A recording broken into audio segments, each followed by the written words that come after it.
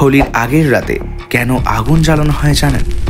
এটি কি শুধুই এক প্রথা, নাকি এর পেছনে লুকিয়ে রয়েছে এক ভয়ঙ্কর পৌরাণিক কাহিনী? নমস্কার, সনাতন টেলস চ্যানেলে আপনাকে স্বাগত জানাই। হোলি প্রতি বছর ফাল্গুন মাসের পূর্ণিমা তিথিতে উদযাপিত হয়, যা সাধারণত ফেব্রুয়ারি-মার্চ মাসের মধ্যে পড়ে। এটি একটি 2 দিন ব্যাপী উৎসব। প্রথম দিন হোলিকা দহন ফাল্গুন পূর্ণিমার রাতে অনুষ্ঠিত হয়। এই রাতে হোলিকার অগ্নি স্নানের মাধ্যমে অসুর শক্তির বিনাশ ও সত্যের জয় উদযাপন করা হয়। এবং দ্বিতীয় দিন রঙের হোলি, অর্থাৎ দোলযাত্রা বা ধুলি বসন্ত।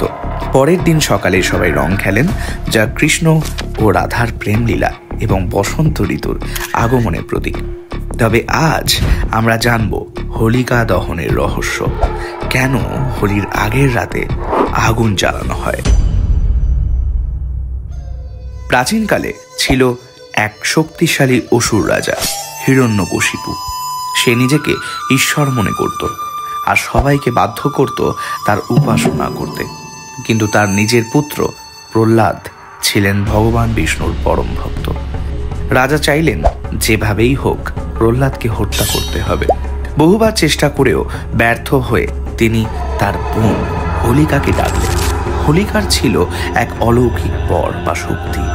সে আগুনে পুড়ত না। পরিকল্পনা হলো প্রহ্লাদকে কোলে বসিয়ে আগুনে ঢোকানো হবে, যাতে সে পুড়ে মারা যায়।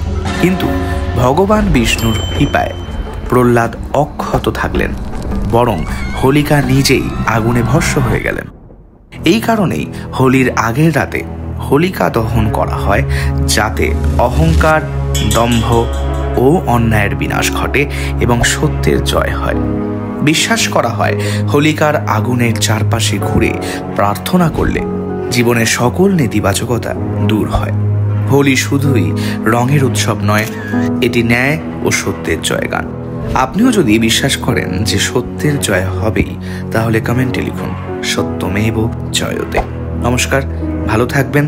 এইরকম আরো পৌরাণিক রহস্য জানতে আমাদের চ্যানেলটি এখনই সাবস্ক্রাইব করুন।